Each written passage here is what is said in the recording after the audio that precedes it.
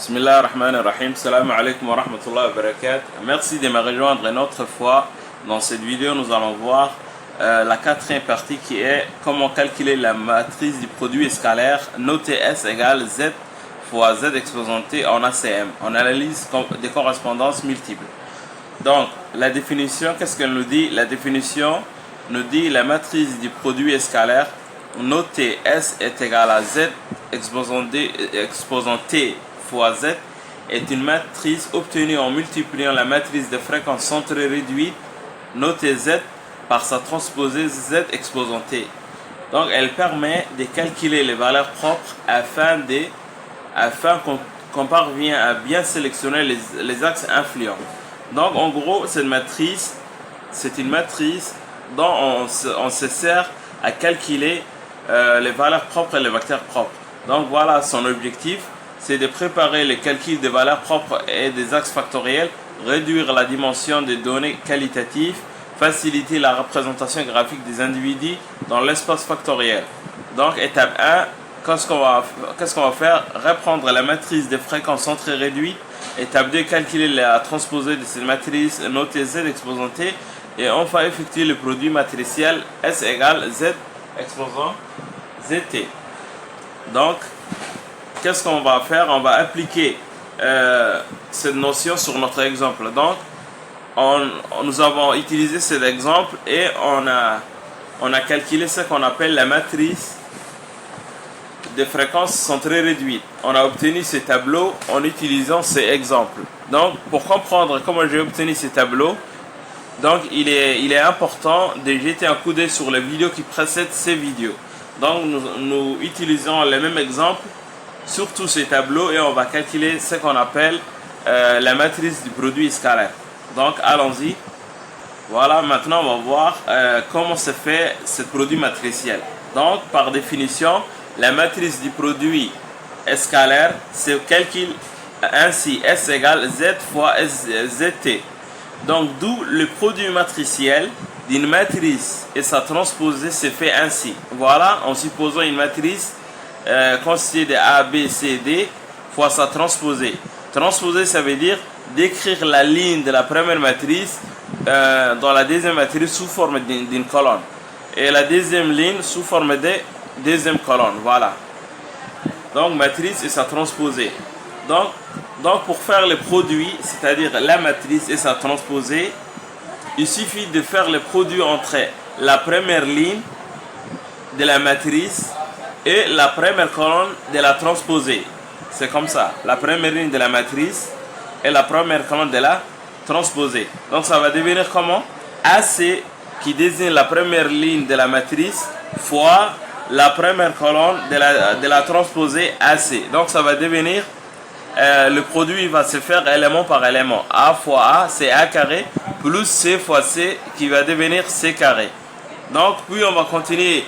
Juste on va rester sur la première ligne. Maintenant on va faire avec la deuxième colonne. Ça va devenir A fois B plus C fois D. Donc ça va se faire ainsi. Maintenant on va passer à la deuxième ligne. Puis la deuxième ligne de la matrice avec les deux colonnes de la transposée. Ici c'est pas ligne, c'est colonne.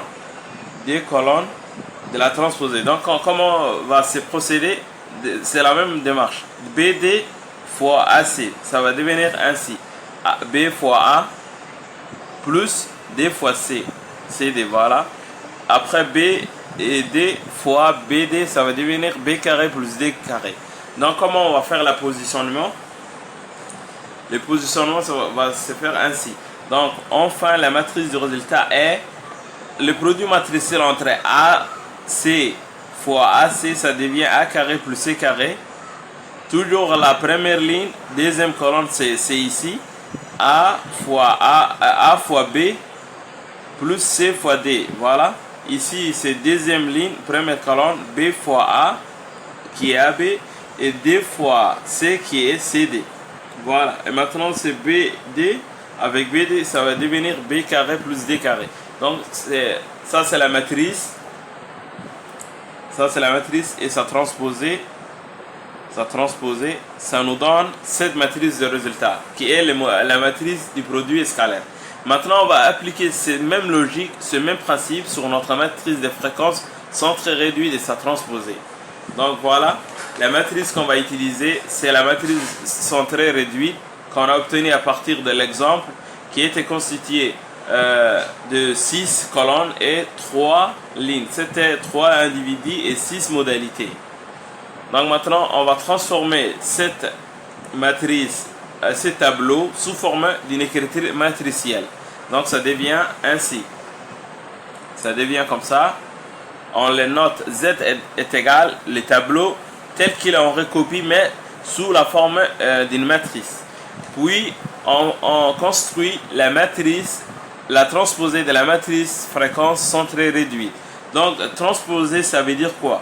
C'est prendre la matrice initiale, la ligne de la matrice initiale devient la colonne de la matrice transposée. Cette première ligne, c'est la première colonne de la matrice transposée. Cette deuxième ligne, c'est la deuxième colonne de la matrice transposée. La troisième ligne, ça devient la troisième colonne de la transposée. Donc c'est de cette manière-là qu'on construit la transposée. Maintenant, qu'est-ce qu'on va faire? On va appliquer la formule. Donc la formule, qu'est-ce qu'elle nous dit? La formule, elle nous dit de faire le produit matriciel entre Z fois Z exposanté. Donc on va faire le même principe que je vous ai expliqué sur ce exemple général. Donc on va faire élément par élément. Allons-y. Donc ici on va le nommer Z1 qui désigne la première ligne. Ici on va dire Z2 qui désigne la deuxième ligne. Ici on va dire Z3 qui désigne la troisième ligne. Et là aussi on va faire Z exposant T1, Z exposant T2, Z exposant T3 qui désigne la transposée sous forme de colonne. Puis le produit matriciel va se faire le produit entre ces lignes et ces colonnes. Donc on va commencer par la première ligne et la première colonne. Donc allons-y. Donc voilà, laissez-moi vous dire quelque chose. C'est le produit matriciel va se faire. Premièrement, on va se baser sur Z1. On va multiplier Z1 fois Z exposant T1, puis Z1 avec Z exposant T, puis Z1 avec Z exposant 3. Après, on va passer à la deuxième ligne, Z2 avec Z exposant T1, Z2 avec Z exposant 2, Z2 avec Z exposant T3. Après, on va passer à la troisième ligne, ainsi de suite. Ça, c'est la démarche du produit matriciel. Donc, alors, notre formule sera S1 qui est la matrice du produit scalaire qu'on veut construire est égale à la somme des éléments du produit Z1 fois Z exposant 1T. C'est-à-dire le produit entre les éléments, puis leur somme. Donc, comment ça c'est fait mathématiquement? C'est ainsi. On va dire cette première ligne fois cette première colonne. Donc, comment on va faire? On va dire 0,1359 fois 0,1359. Donc, ça va devenir comme ça. 0,1359 fois 0,1359.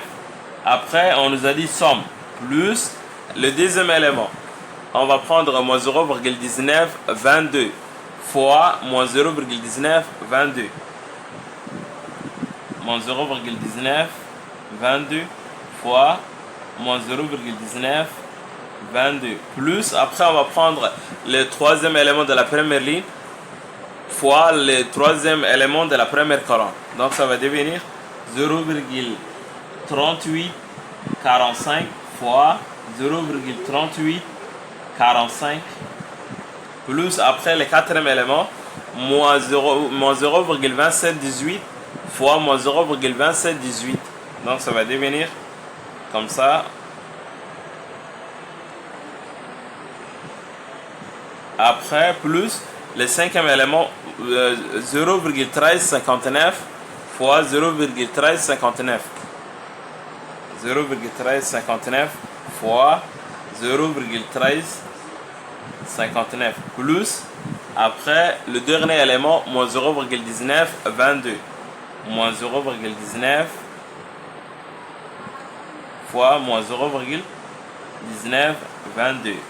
Voilà les deux éléments. Maintenant, on va passer à l'opération. Donc, S1 devient donc les deux premiers facteurs avec la calculatrice, ça nous donne 0,018468, c'est ces deux parenthèses-là. Plus après ces deux-là, ça nous donne 0,036940. Et ça fois ça, ça nous donne 0,147840. Puis ça fois ça, ça nous donne plus 0,073875. Après l'autre parenthèse, ça nous donne 0,018468 plus 0,036940. Donc on vient de terminer l'opération. Donc voilà, ce deux-là c'est ça, ce deux-là c'est ça, ce deux-là c'est ça, ce deux-là c'est ça, ce deux-là c'est ça, ce deux-là c'est ça. Maintenant la somme de ces valeurs, ça nous donne avec la calculatrice S1 est égal 0,332531. Voilà, donc on vient de terminer pour le premier élément. Maintenant on va passer à la deuxième élément qui est le produit matriciel de Z1 avec la deuxième colonne.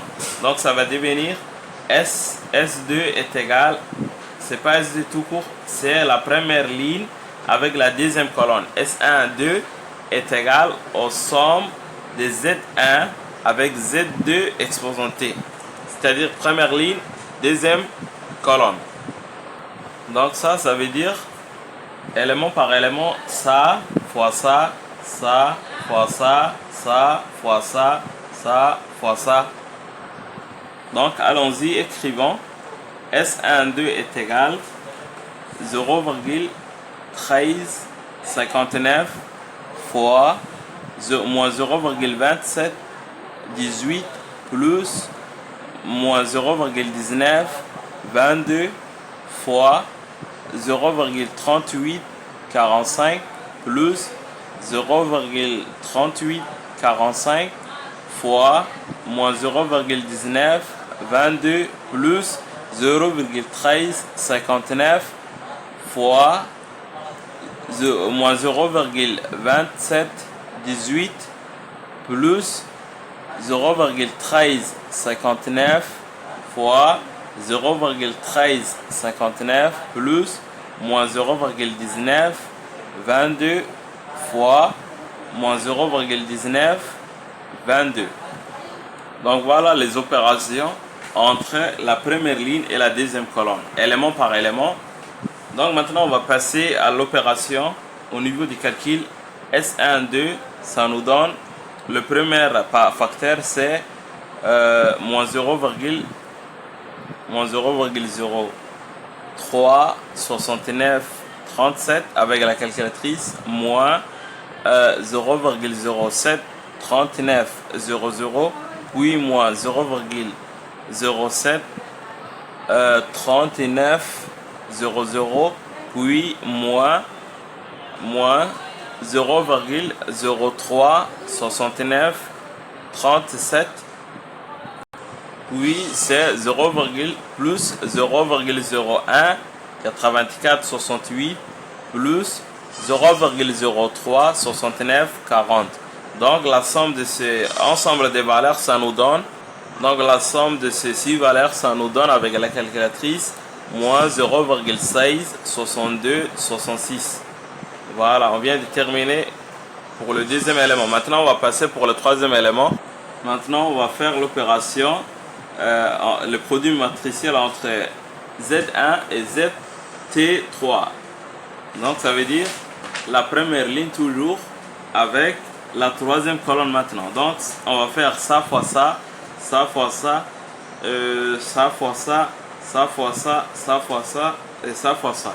Allons-y, écrivons l'opération rapidement.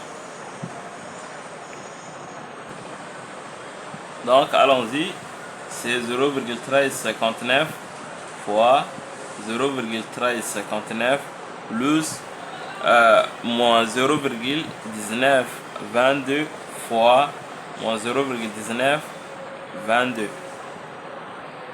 Après plus 0,3845 fois moins 0,1922 plus moins 0,2718 fois 0,1359 plus 0,1359 fois moins 0,2718 et enfin plus moins 0,1922 fois 0,3845.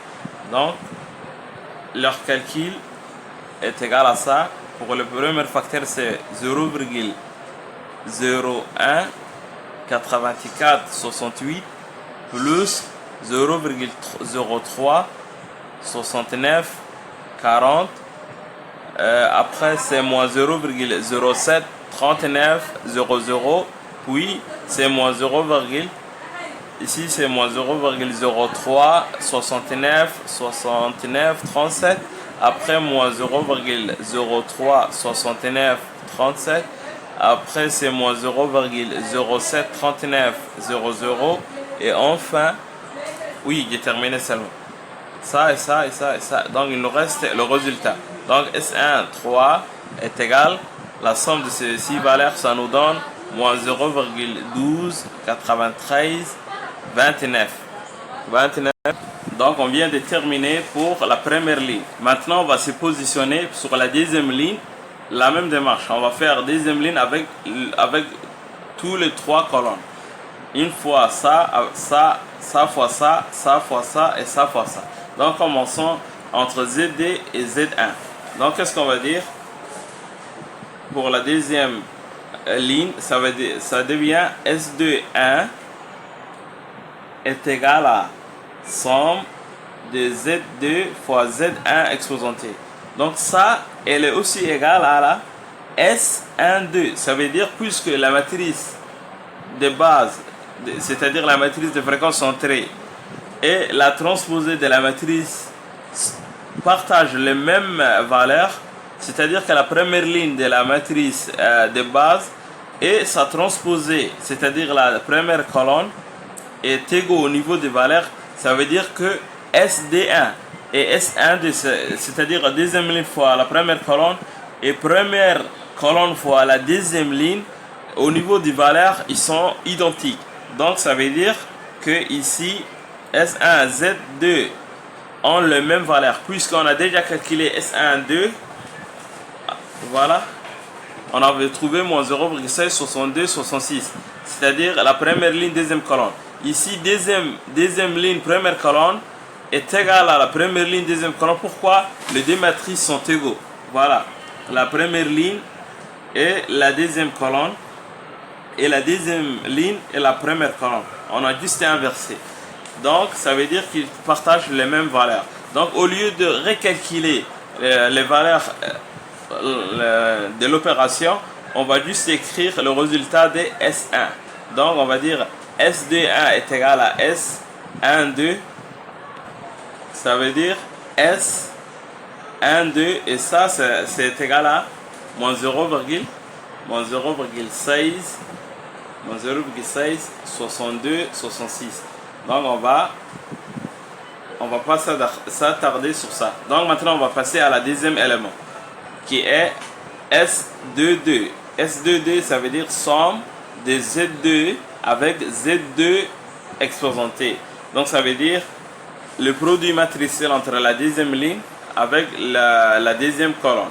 Ce qui se traduit par le produit de la ligne avec elle-même. Donc allons-y. Donc voilà, j'ai rapidement écrit le produit entre les éléments.